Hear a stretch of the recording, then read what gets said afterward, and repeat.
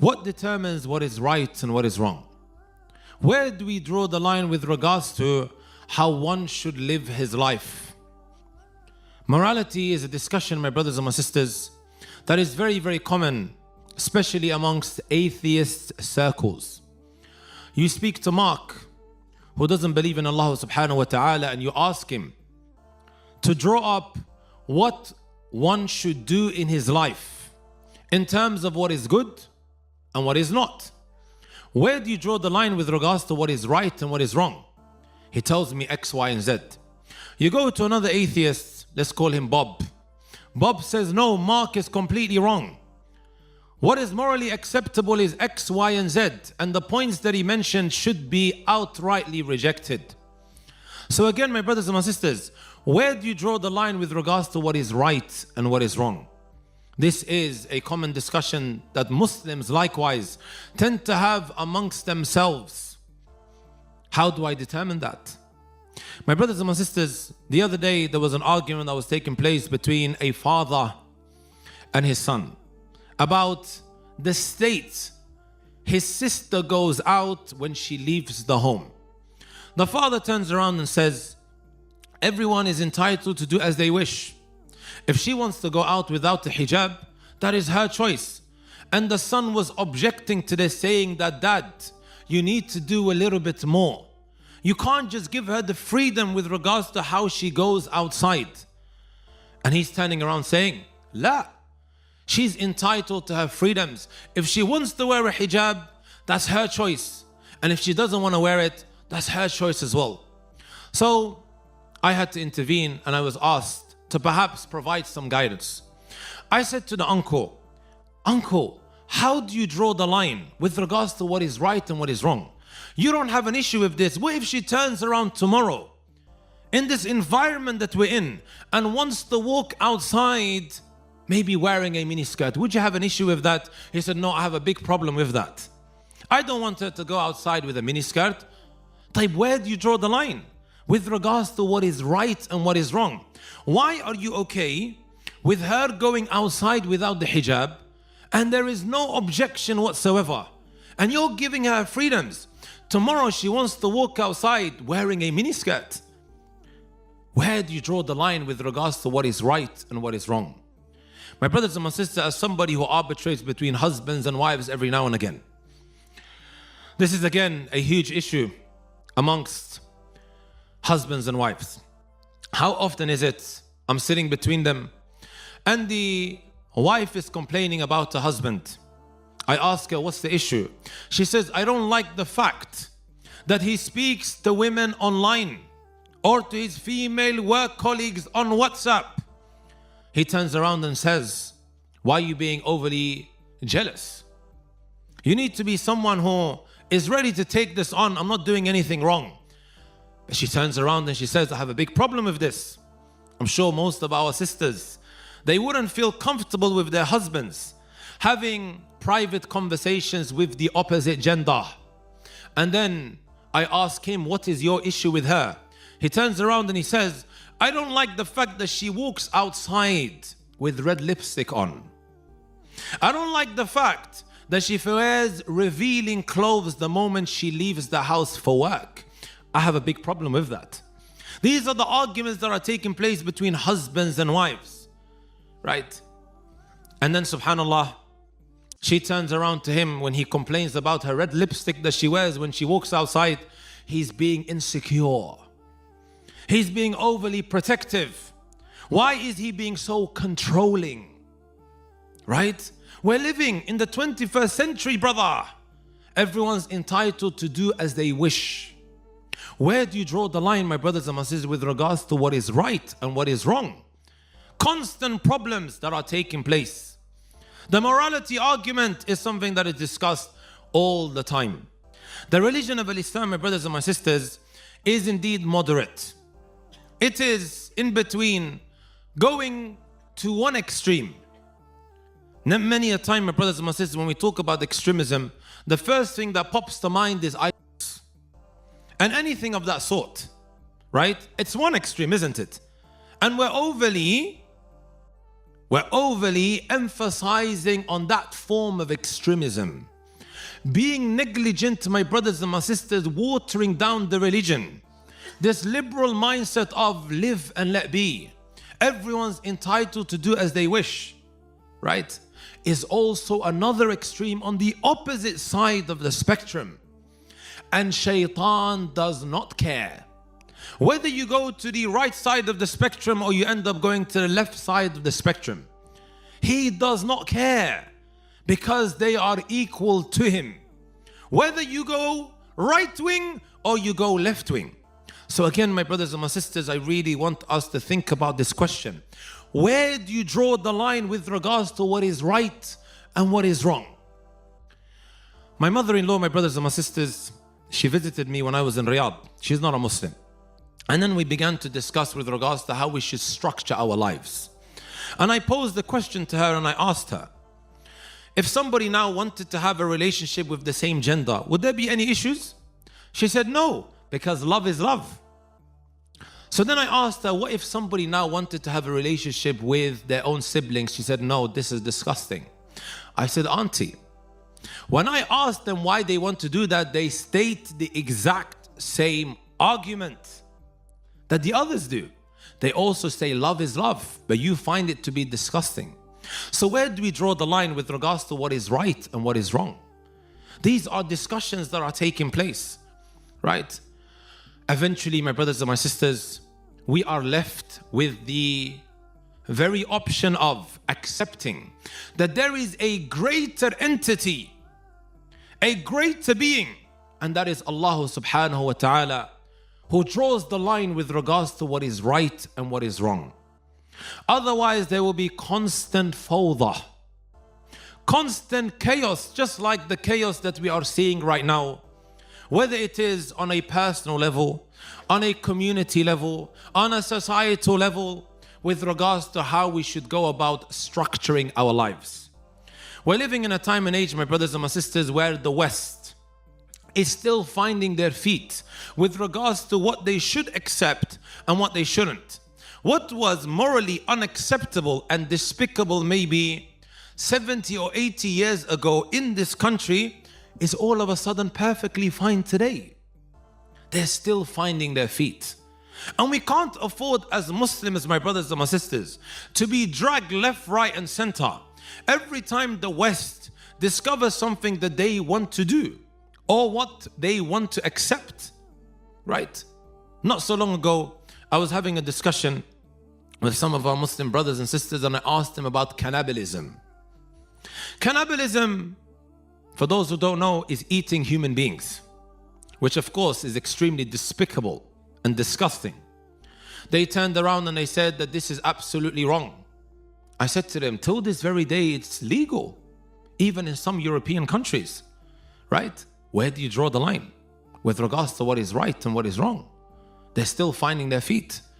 Some feel that it is morally acceptable to go to war with a certain country, while others see it to be completely unacceptable. The West, my brothers and my sisters, they don't set the standards with regards to what we accept and what we don't. It is indeed Allah subhanahu wa ta'ala and His Messenger sallallahu alaihi wasallam. And otherwise there will continue being constant disputes. Look what Allah subhanahu wa ta'ala, He tells us. Many a time we might treat this Quran as an outdated history book that we leave on our shelves collecting dust, or we might have this very secular approach to the Quran that we only pick up when certain things go wrong in our lives. We pick it up, read it for a little bit, and then we just continue where we left off.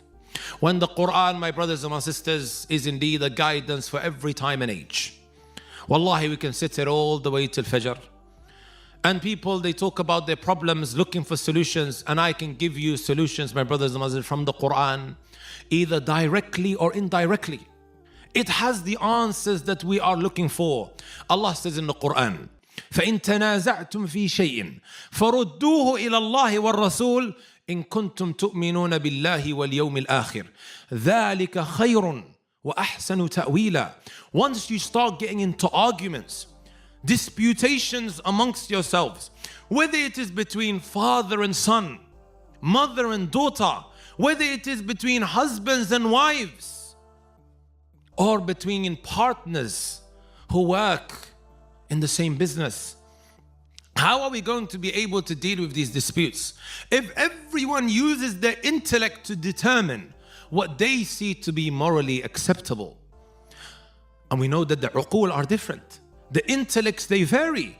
Everyone sees things in a different way, right? And this is why Allah says, وَلَوْ كَانَ مِنْ عِنْدِ غَيْرِ اللَّهِ لَوَجَدُوا فِيهِ اخْتِلَافًا كَثِيرًا. And if it came from other than Allah, you would find constant differences, just like the constant differences that we keep seeing, right? Eventually, my brothers and sisters, we are left with no option, right, in these disputes that are taking place, that I have to accept from the greater and higher entity, and that is Allah Azza wa Jal and His Messenger sallallahu alaihi wasallam sunnah, which is there as a judge to help us solve our problems. Otherwise, we will continue being in the mess, right, that we find ourselves in. A couple of years ago, I was invited to go to Australia. And when I was on my way to Australia, the brothers, they put me on Indian Airways, which is the worst possible airways that you can ever take. Transit, I believe it was New Delhi at the time. When we arrived in New Delhi, waiting to catch the connecting flight. So I was sitting there waiting for a flight, and next to me, I'll call him Mark. Right. I'm sitting next to Mark. I began to start speaking to him. I began to engage in a conversation with Mr. Mark. I said to him, Mr. Mark, why would you do this to yourself? He said, what do you mean? Why would you go all the way to Australia by yourself? I know why I'm going. I'm going there to give da'wah. Why would you go all the way there? 20 hours, this is adab in my eyes. It's a punishment, right? He said, I was supposed to be going with my girlfriend, but we split up just before this trip. So I was feeling extremely nosy at the time. I asked him, why did you guys split up? He mentioned two things that I'll never forget, and he's saying this as a non-Muslim. He says, I didn't like the fact that she was having inappropriate conversations with the opposite gender via iMessage. Also, I didn't like the fact that she was walking outside wearing inappropriate clothing. I said to him, Mr. Mark, why are you being so insecure? Why are you being so controlling? Live and let be. Everyone's entitled to do as they wish. We're living in the 21st century, Mr. Mark. He said, no. Right? His protective jealousy was moved.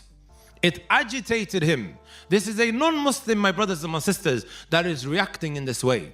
When you don't have rules and regulations that you appreciate, that comes from a greater entity, everyone will do as they wish.